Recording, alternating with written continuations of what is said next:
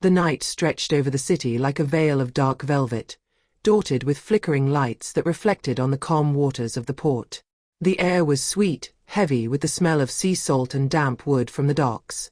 In the distance, the masts of the National Navy boats swayed gently, silent witnesses to a life punctuated by discipline and duty. The Admiral Laurent Diatta left the reception, adjusting the crisp collar of his uniform, taking a quick breath. The event, organized in his honor, brought together high-ranking officers, ministers, and even a few journalists, all who came to celebrate a man whose career had become a model of excellence. First Black Admiral of the National Navy, he had etched his name in history through hard work, sacrifice, and an unwavering sense of duty. Despite the honors, Diatta remained true to himself, humble, focused, aware that each distinction came with increased responsibility. His stripes, sewn with precision on his midnight blue uniform, shone under the streetlights as he advanced with measured steps. He was not just a respected officer, he was a living legend.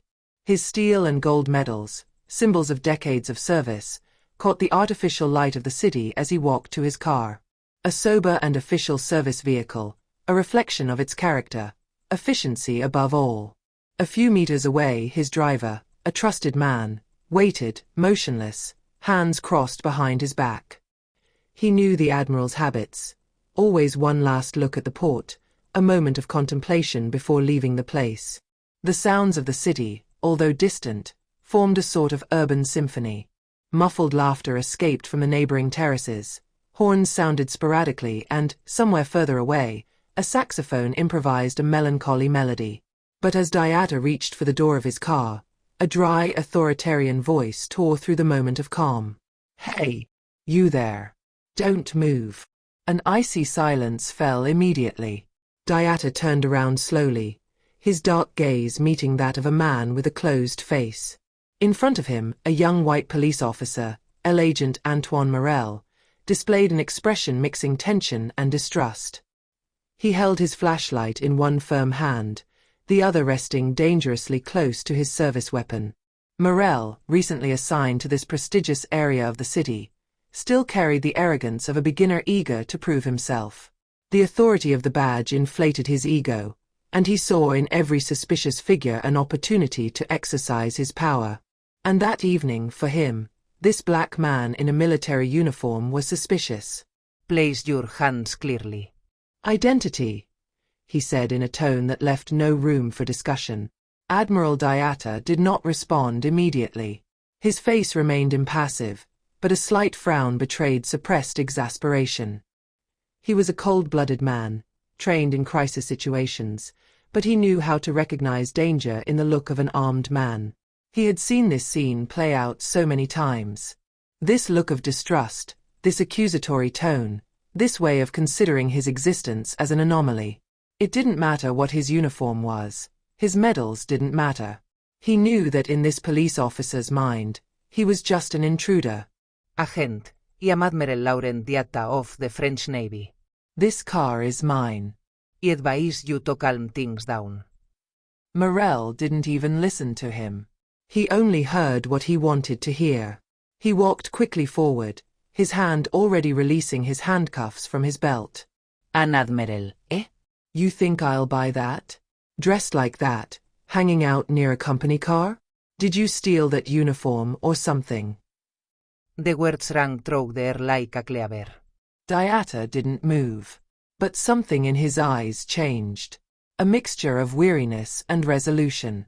Around them, the sounds of the city had faded.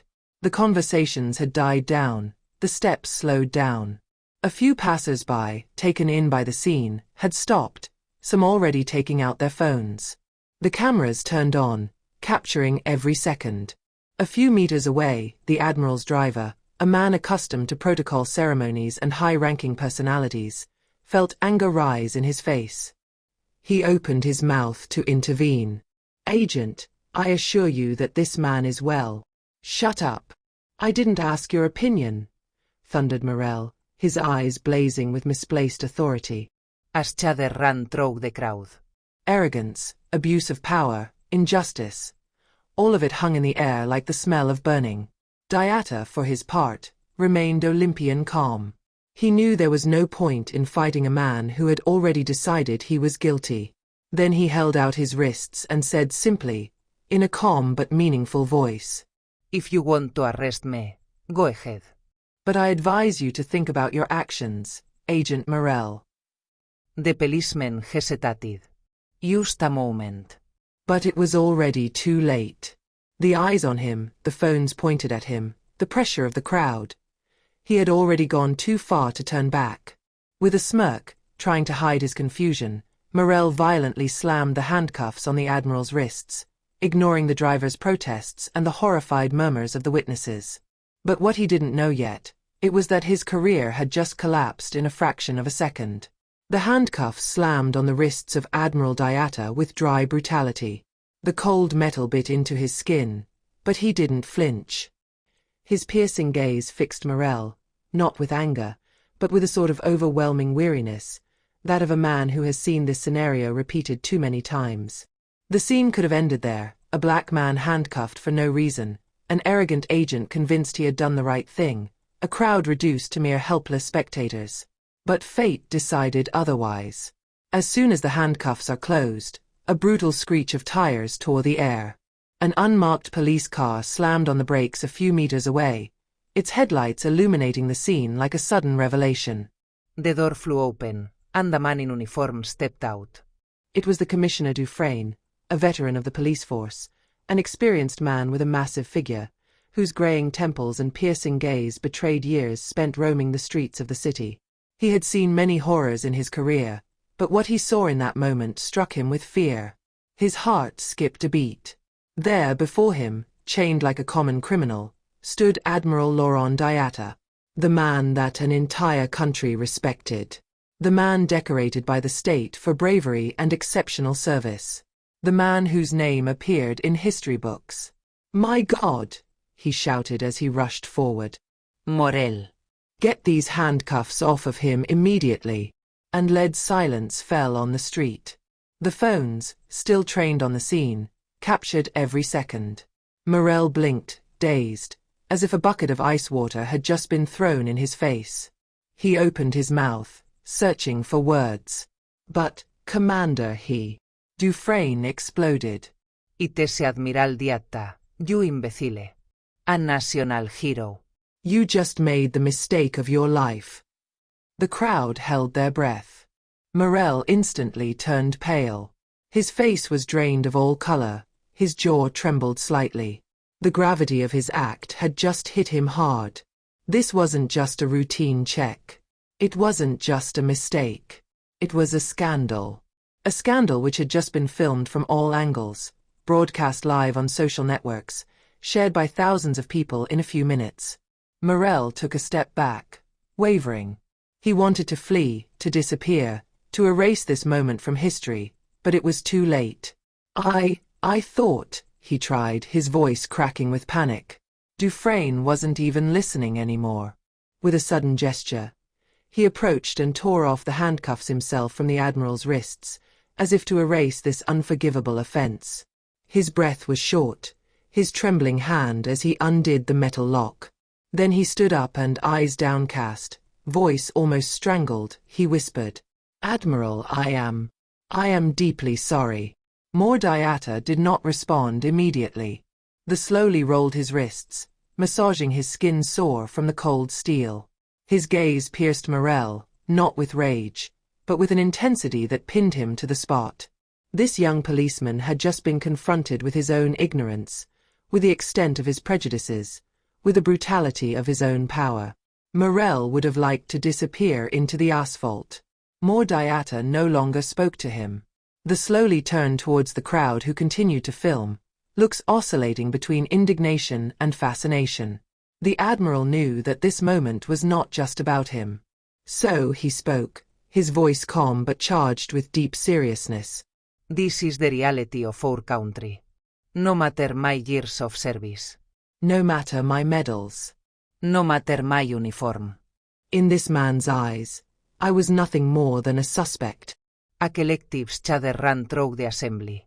His words, simple and impactful, resonated like a slap to the national conscience. And the cameras recorded everything. The videos were looped on social networks. In less than an hour, the news spread like wildfire. Less hashtags #Admiral Diatta, #systemic racism and #justice for Diatta invaded Twitter and Instagram, propelling the affair to the top of global trends. Television channels interrupted their programs to broadcast the recording. Journalists and public figures spoke out, denouncing a system corrupted by prejudice. The Minister of the Interior, taken by surprise by the scale of the scandal, was forced to react. At an urgent press conference, he declared that the incident would be investigated. Thorough investigation and promised immediate reforms. But it was already too late for Morel. The machine had started.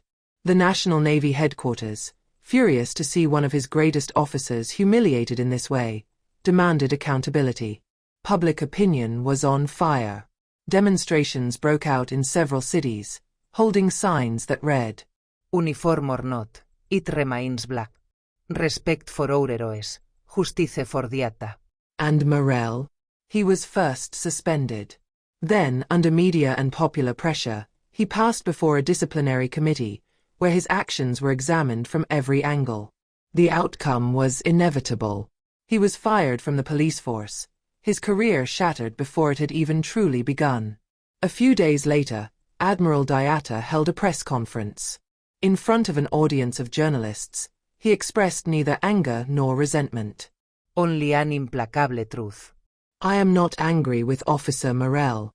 He is the product of a system which, even today, considers that the uniform does not protect some of us.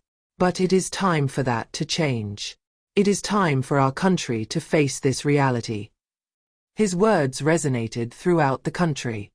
His calm, his dignity, his refusal to be reduced to the status of a victim made him much more than a naval officer. He became a symbol. And while the Admiral continued to serve with honor, former Agent Morel discovered the harshness of a world where his power had evaporated in an instant. A moment that changed everything.